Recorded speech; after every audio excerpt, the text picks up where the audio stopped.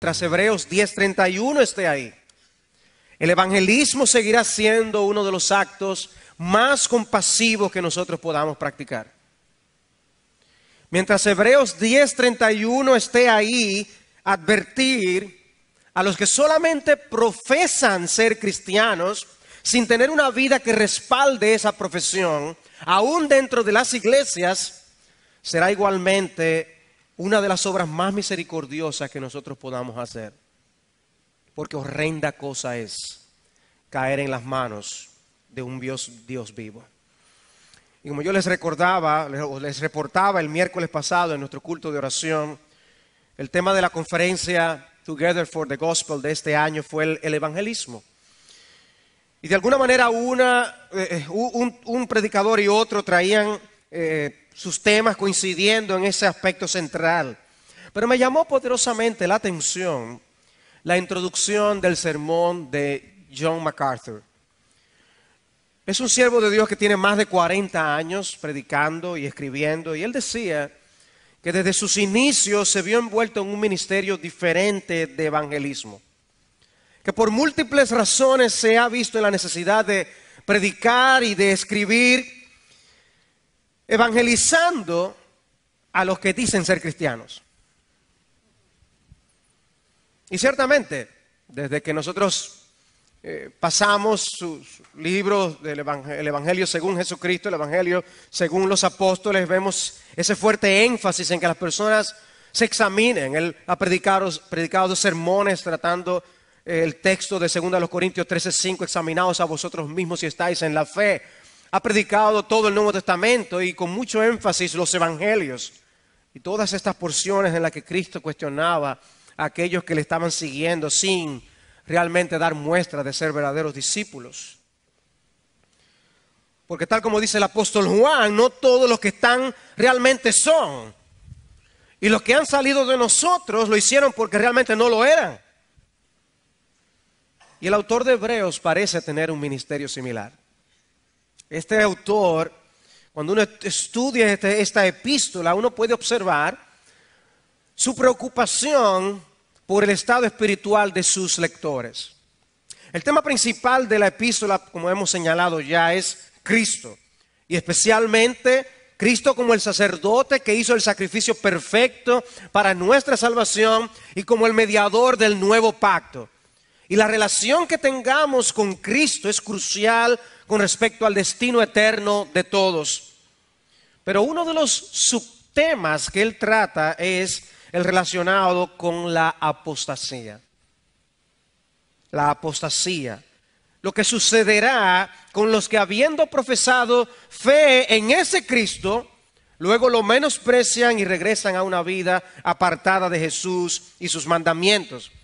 Y es por eso que por momentos el autor va dirigiéndose a los verdaderos creyentes y él les dice: nosotros no somos de los que retroceden para perdición, sino de los que tienen fe para preservación del alma, versículo 39. O en el capítulo 6, versículo 9, cuando dice: en cuanto a vosotros, oh amados, estamos persuadidos de cosas mejores y que pertenecen a la salvación. Habla a los creyentes, pero en otras ocasiones vemos al autor dirigiéndose a un grupo que parecía estar al borde de la apostasía. ¿Y qué es lo que hace en la sección que leímos al inicio? Ya nosotros hemos visto varias advertencias en contra de la apostasía a lo largo de nuestros estudios en Hebreos. Y vimos en el capítulo 2 cuando el autor dice: es necesario que con más diligencia atendamos a las cosas que hemos oído, no sea que nos deslicemos. Dice: porque ¿cómo escaparemos nosotros si descuidamos una salvación tan grande? Y en esa ocasión decíamos que la negligencia espiritual es uno de los grandes causantes de la apostasía, la dejadez, la indiferencia con que tratamos nuestra vida espiritual y nos deslizamos, dice el autor. Poco a poco nos vamos alejando como un barco a la deriva. Vimos también acerca de esto en el capítulo 3. Cuando él dice en el versículo 12, mirad hermanos, que no haya en ninguno de vosotros corazón malo de incredulidad para apartarse del Dios vivo. Para apartarse del Dios vivo. Antes, exhortaos los unos a los otros cada día, entre tanto que se dice hoy. En otras palabras, mientras hay vida y esperanza, mientras hay oportunidad, exhortémonos, porque no sabemos quién está en peligro. Dice, para que ninguno de vosotros se endurezca por el engaño del pecado. Porque somos hechos participantes de Cristo, con tal que retengamos firme hasta el fin nuestra confianza del principio. No hemos llegado hasta el fin. Hay que seguir perseverando hasta ese momento. Y en este contexto, el endurecimiento de corazón por causa del engaño del pecado es la causa de la apostasía. Si la negligencia lo fue en el capítulo 2, el endurecimiento de corazón por el engaño del pecado. Cuando somos engañados no nos estamos dando cuenta. Nadie dice, yo estoy siendo engañado, pero yo estoy dejándome engañar a propósito. No, somos engañados cuando no nos damos cuenta cómo es el asunto. Y el pecado engaña así. Y el efecto es que endurece el corazón. Eso es lo que está diciendo el autor. No nos damos cuenta. Y en ese contexto, el autor puso el ejemplo de los israelitas que no pudieron entrar a la tierra prometida y aclara en el versículo 19 que no pudieron hacerlo a causa de incredulidad. Eran el pueblo de Dios que vio tantos milagros y portentos, pero no entraron por incredulidad. Y los pone de ejemplo a los lectores de la epístola a los hebreos, del peligro de la incredulidad en nuestros corazones. Y luego hace una aclaración unos versículos más adelante, en el capítulo 4, versículo 6. Dice, aquellos a quienes primero se les anunció la buena nueva, no entraron ellos a causa de desobediencia. La desobediencia también causó sus estragos. Y los marcó de manera que no entraron a la tierra prometida. Y el autor también les cita ese ejemplo. Y dice, si oyereis hoy su voz, no endurezcáis vuestros corazones. El peligro del endurecimiento cardíaco. Luego estudiamos la advertencia que aparece en el capítulo 5, versículo 11 en adelante, hasta el 6, 8, que fue la última sección de advertencia que nosotros estudiamos. Y en esa sección el autor les dice que ellos se habían hecho tardos para oír. Tardos para oír. ¿Qué es eso? Cuando una persona se hace tarda para oír, en ese contexto estudiábamos que el problema de esos hermanos es que se quedaron sin progresar espiritualmente, no maduraron espiritualmente, no aprovechaban lo que ellos escuchaban. Y eso les llevó a estar en un letargo espiritual que el autor decía, cuidado, que eso puede ser muestra de un camino de apostasía. Y les advierte y les dice por eso en el capítulo 6, vamos adelante a la perfección, vamos adelante a la madurez en el versículo 1. Porque una inmadurez predominante puede ser señal de que alguien no tiene vida espiritual en el Señor. Y luego por eso en el versículo 8 les dice que algunos son como plantas arrojadas al fuego y son quemados. Una ilustración del infierno. Estando junto con el grupo de los salvos, pero no eran salvos. Y se perderán. De manera que podemos ver cómo la advertencia en contra de la apostasía siempre va acompañada de un gran peligro existente.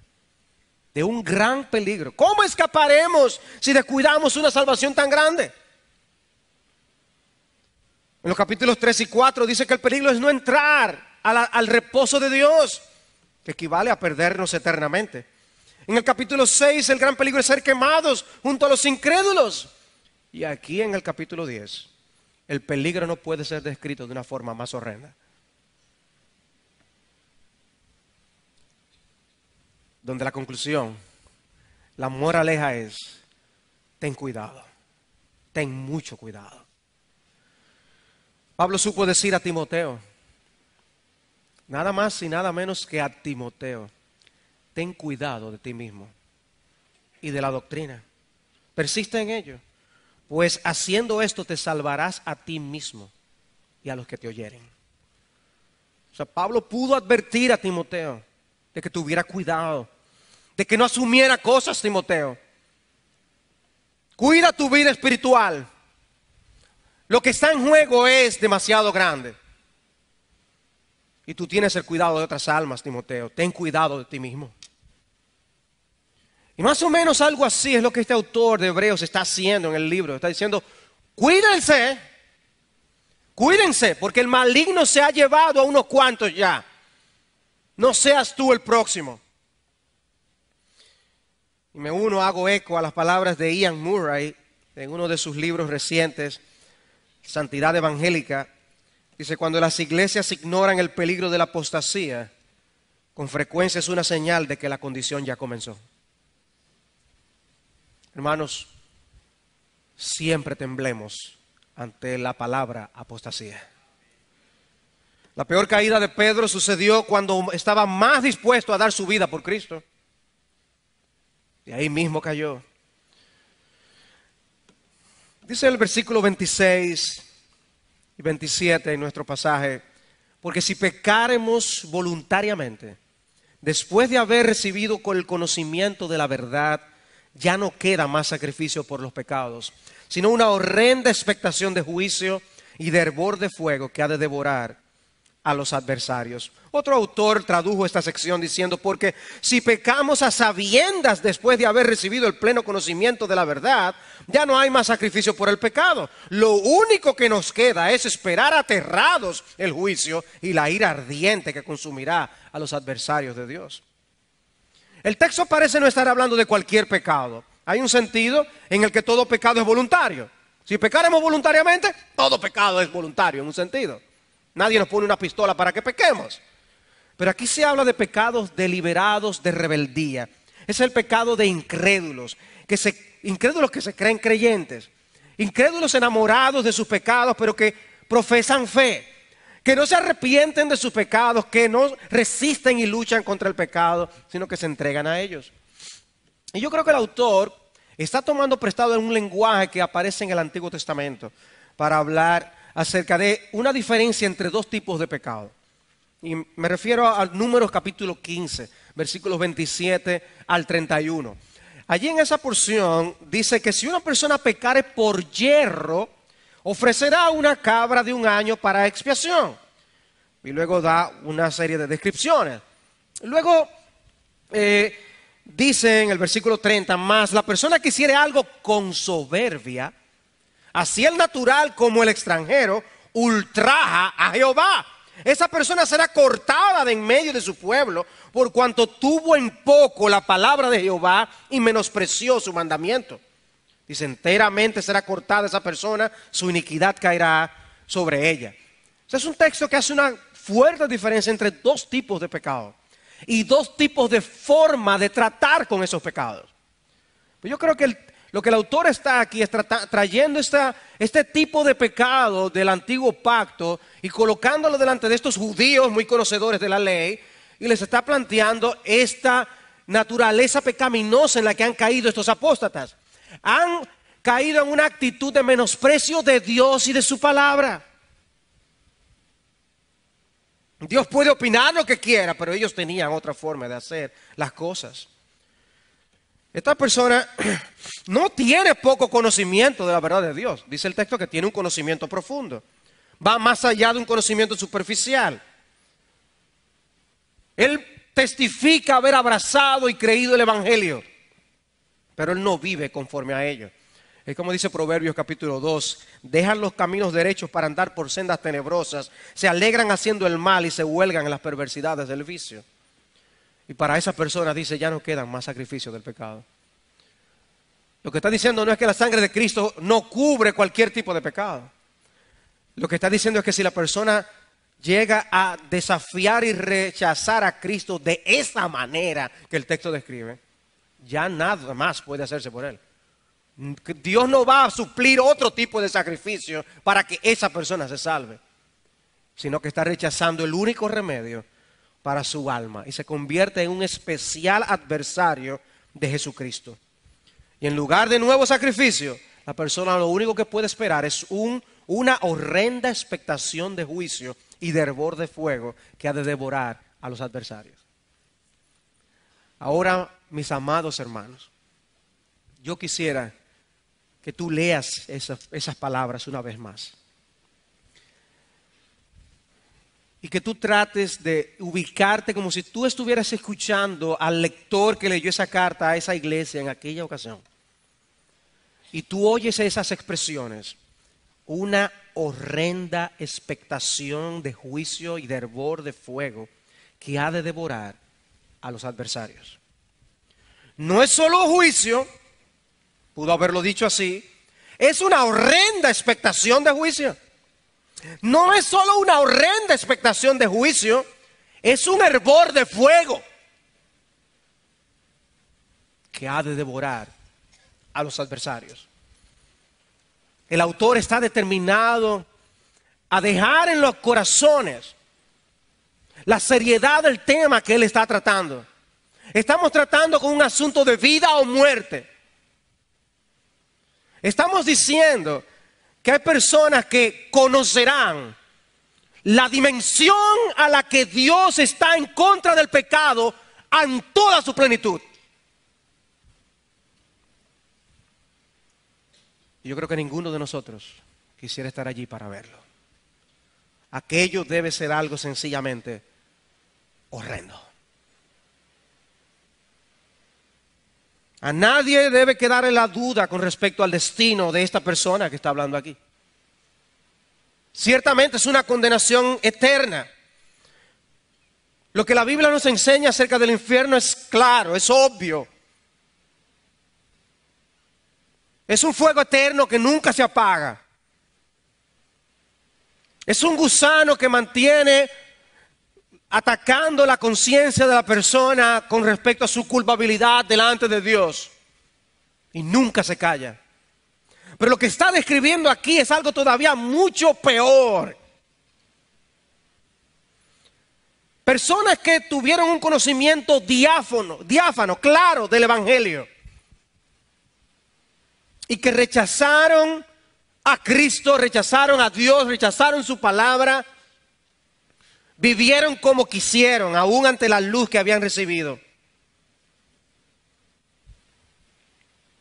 Qué terrible es tornarse en adversarios de Dios. Porque de ellos es que está hablando el texto, que ha de devorar a los adversarios.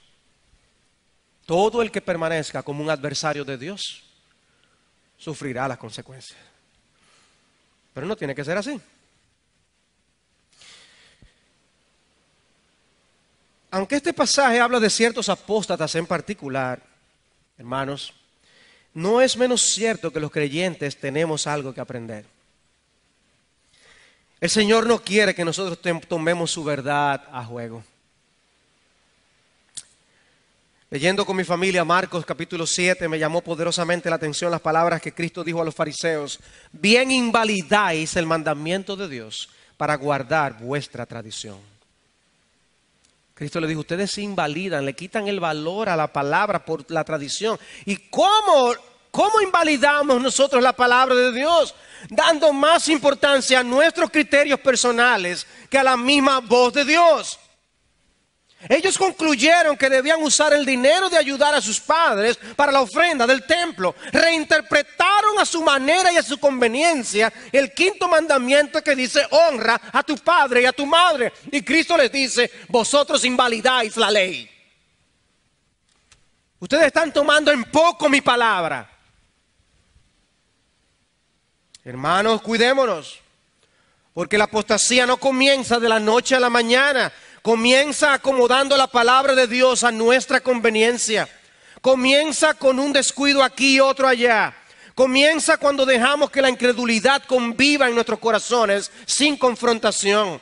Comienza cuando te alejas de la comunión de tal manera que los demás no te pueden exhortar en contra de la dureza de tu corazón. Comienza cuando ya crees que tienes suficiente como creyente y no te esfuerzas por avanzar hacia la madurez. Recuerda que todavía tú no has llegado y falta mucho por recorrer. Comienza esa apostasía cuando dejas de vivir a la luz de todo lo que tú sabes que Dios ha dicho. Comienza cuando tú cambias tu primogenitura por un plato de lentejas. Cuidado, cuidado. Y ahí estaban los hermanos leyendo esta carta. Y había muchos buenos creyentes allí. Dios nos dijo, a los buenos creyentes que salgan, que esto es para otros. Todos los creyentes tenemos que poner estas verdades en nuestro corazón.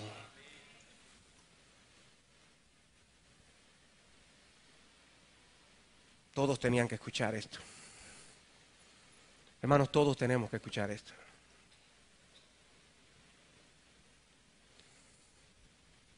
Cuidado.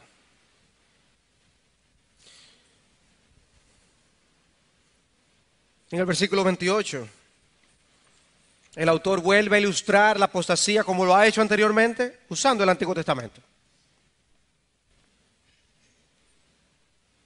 En mi bosquejo aquí yo tengo, en mis 3 puntos que tengo, la palabra nuevamente. Porque el autor no está diciendo nada nuevo. Él está diciendo cosas que ya le había dicho anteriormente. Y aquí nuevamente él ilustra con el Antiguo Testamento la apostasía. El problema, en el versículo 28 dice: el que viola la ley de Moisés por el testimonio de 2 o de 3 testigos muere irremisiblemente. Él está escribiendo a Hebreos. Ellos están familiarizados con sus historias. Ellos conocen lo que pasó. Cuando escribió en el capítulo 2 les dijo: ¿cómo escaparemos nosotros si descuidamos una salvación tan grande, la cual habiendo sido anunciada primeramente por el Señor, no fue confirmada por los que oyeron? Dice: porque la palabra dicha por medio de los ángeles fue firme y toda transgresión y desobediencia recibió justa retribución. ¿De dónde él saca eso? Del Antiguo Testamento. Y en el capítulo 3, que estudiamos también, él les dice: retengamos firme hasta el fin nuestra confianza del principio. Entre tanto se dice: si oyereis hoy su voz, no endurezcáis vuestros corazones, como en la provocación. ¿Y quiénes fueron los que habiendo oído le provocaron? ¿No fueron todos los que salieron de Egipto por mano de Moisés? Y vuelvo otra vez al Antiguo Testamento. ¿Y con quiénes estuvo el disgustado 40 años? ¿No fue con los que pecaron, cuyos cuerpos cayeron en el desierto? Y dice: y vemos que no pudieron entrar a causa de la incredulidad. ¿Cómo tú estás leyendo tu Antiguo Testamento? ¿Tú estás viendo advertencias, lecciones y exhortaciones allí para ti hoy? Como hace el autor aquí. El Antiguo Testamento es para nosotros. Y él hace esto aquí otra vez. Y usa un argumento de lo menor a lo mayor. Si Dios fue celoso con su ley mosaica y ahora el nuevo pacto es superior al antiguo, ¿no creen ustedes que él va a ser más celoso con los términos de su nuevo pacto? Eso es lo que él está diciendo. En la ley mosaica se contemplaba la pena de muerte a los que blasfemaban el nombre de Dios o a los que adoraban a los ídolos. Eso está en Levítico capítulo 24, Deuteronomio capítulo 17, con claridad lo dice. Y él entonces le dice: si el castigo fue firme en aquella ocasión, ¿ustedes no creen que ahora esto es todavía más claro? Que Dios va a estar opuesto. El Dios del Nuevo Testamento es el mismo del Antiguo, pero Él es más celoso con este nuevo pacto, porque es superior y más excelente. Y además, ¿saben ustedes cuál es el mediador? Su Hijo. Por eso Él lo toma más en serio. La gente a veces piensa que vivir en esta época nos permite conducirnos con un margen de descuido, de desobediencia y de rebeldía. Podemos tener cierta dejadez, como que si a Dios no le importara tanto la forma en que nosotros tratamos su palabra hoy. Podemos tener licencia para el descuido. Pero eso está muy lejos de la verdad. Si no, pregúntenle a Ananías y Zafira. O a aquellos que murieron por haber tomado la Santa Cena indignamente. No, Dios es el mismo. Y por eso trae este ejemplo. Pero con lo que nosotros tenemos que quedarnos en nuestra mente es con la verdad que pronuncian los últimos 3 versículos de nuestra sección. Y es lo que yo he llamado la naturaleza irremediable del castigo de los apóstatas nuevamente presentada. La naturaleza irremediable del castigo de los apóstatas nuevamente presentada.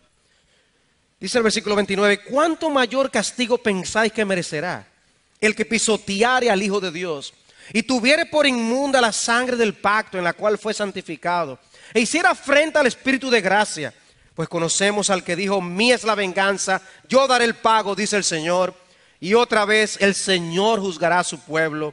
Horrenda cosa es caer en manos del Dios vivo. Algunos toman la palabra santificado que aparece en el versículo 29 para decir: bueno, si esta persona es santificada, esta persona es creyente. A lo que nosotros respondemos: no necesariamente, porque la palabra santificado puede hablar de alguien que estaba considerado como del grupo de los verdaderamente santificados por los demás. Estaba como dentro de los separados del pecado, no estándolo realmente en su corazón. Pero si todavía alguno tiene inquietud con respecto al tema de si un verdadero creyente puede apostatar de la fe, yo les refiero al mensaje que predicamos sobre Hebreos capítulo 6, versículos 4 al 6. Porque no podemos abundar más sobre esto. El punto es que la apostasía final de este individuo no hace otra cosa que mostrar que la atadura con el pueblo de Dios solo era algo superficial. Él no era un verdadero creyente. El punto del texto es la posición irremediable en la que se coloca este tipo de apóstata.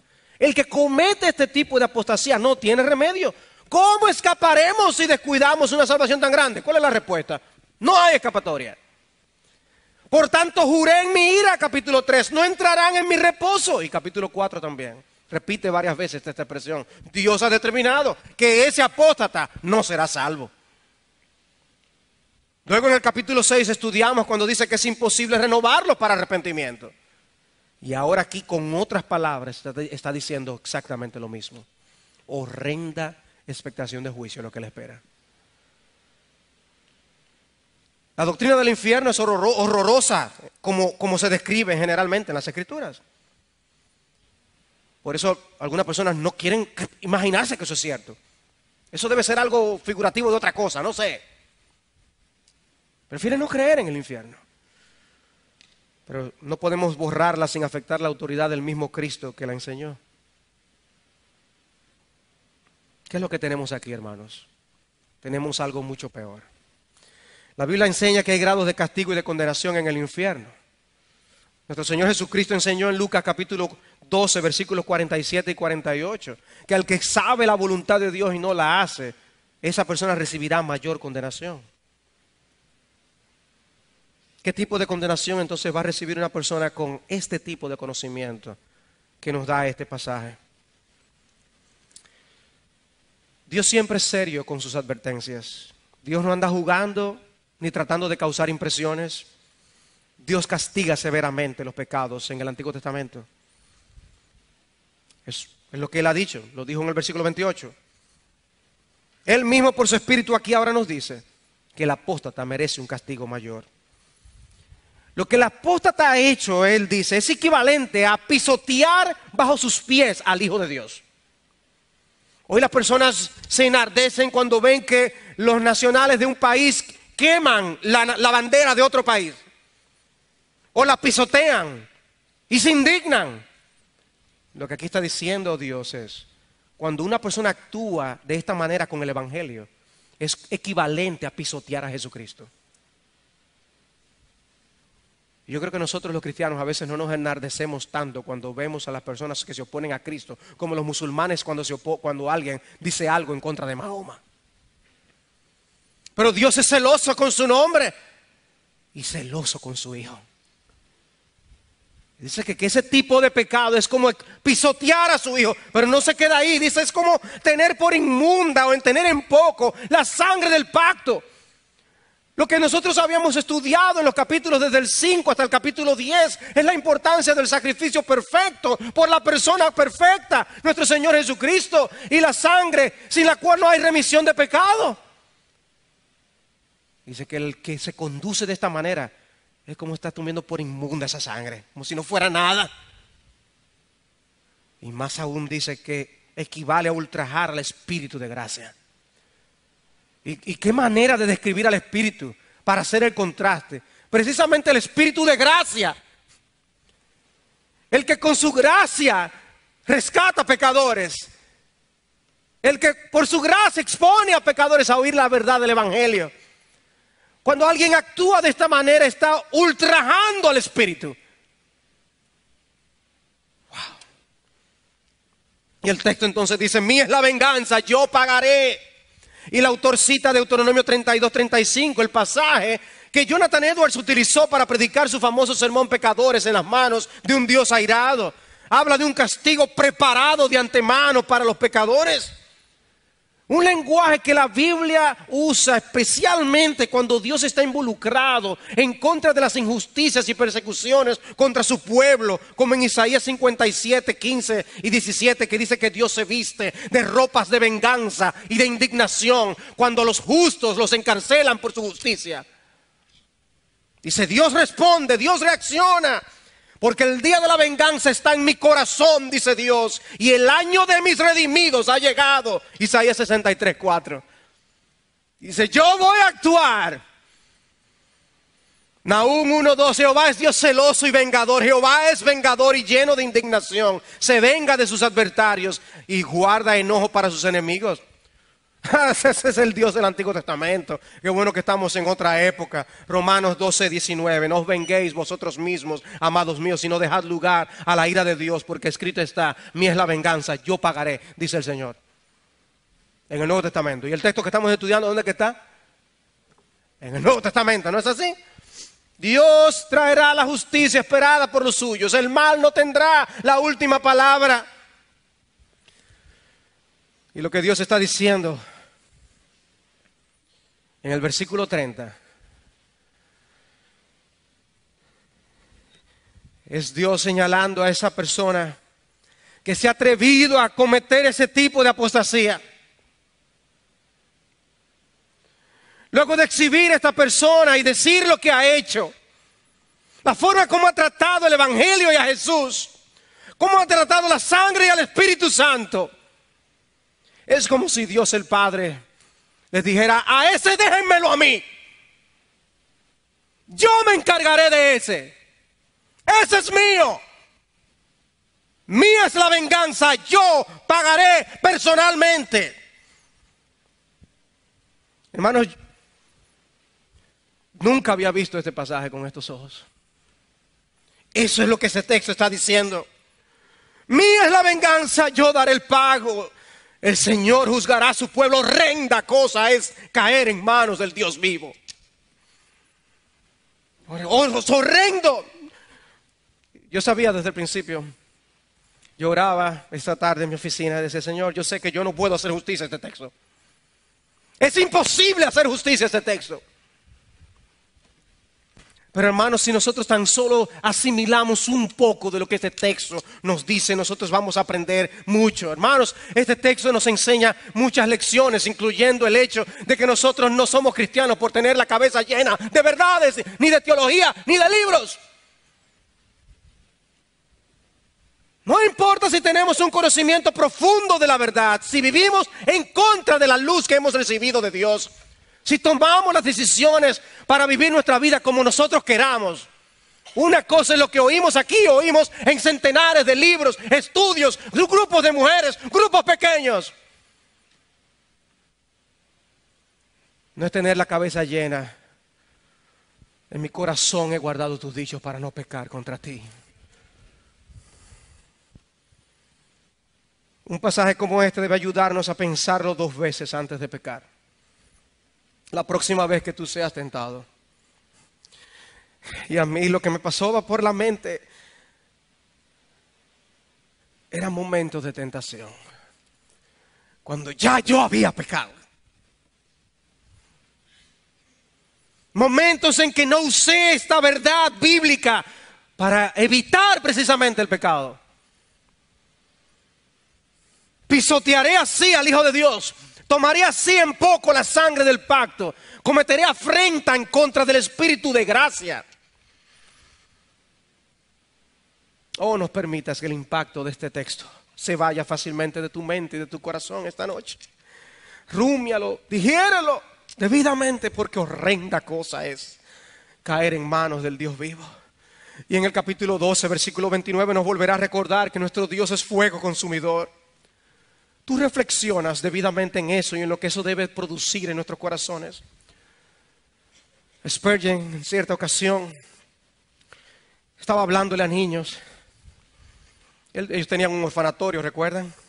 Decía, yo no puedo soportar el pensamiento de uno solo de estos muchachos del orfanatorio yéndose al infierno. Eso ya es demasiado terrible.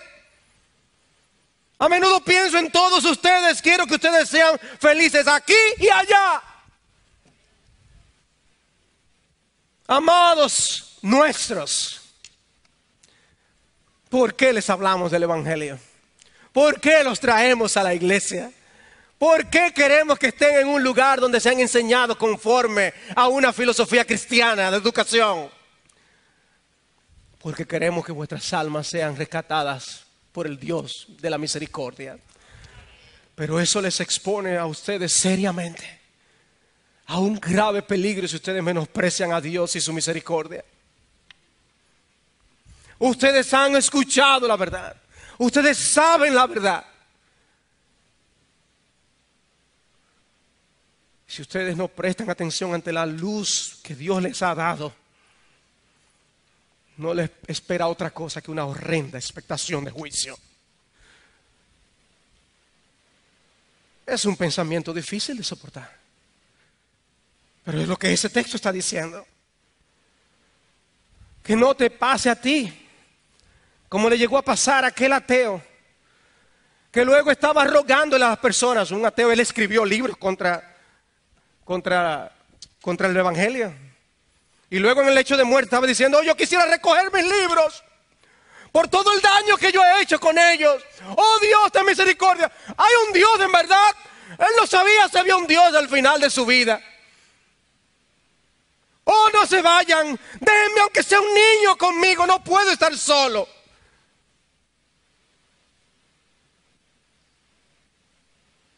Sin Dios, sin esperanza en el mundo, y con temor por lo que le esperaba. Él sabía en su conciencia que Dios estaba ahí.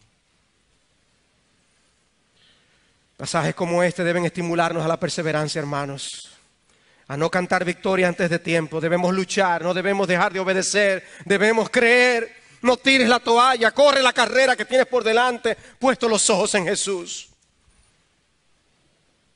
Y practica el temor de Dios. Si tu vida carece de las evidencias de los frutos de la fe, entonces harás bien en examinar tu profesión de fe. Esta advertencia tomada en serio a tiempo puede ser tu puerta de salvación. ¿Ustedes creen que este pasaje fue dado para otro propósito? Este pasaje no fue dado con el propósito de decir a alguna persona: olvídate de la salvación. Este pasaje fue dado precisamente con el propósito de que tú sepas que hasta que tú no te veas en el infierno, lucha por no llegar ahí. Y clama a Dios. Por eso la descripción del horrendo.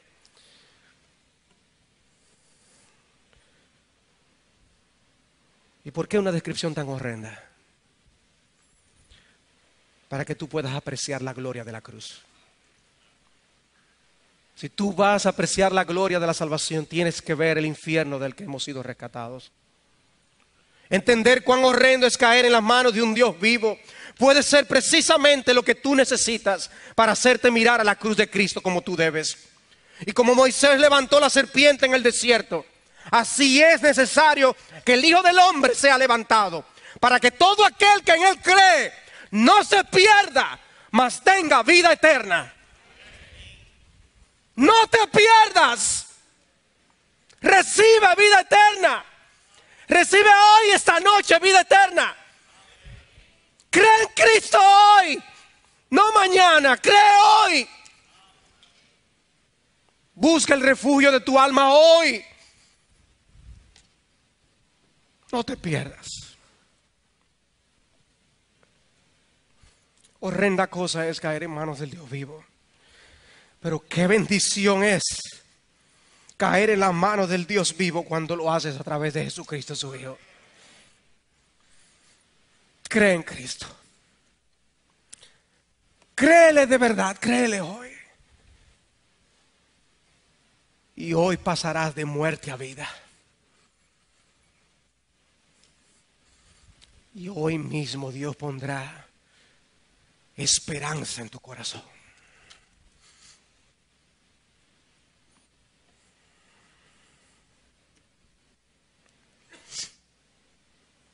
Ven a Cristo.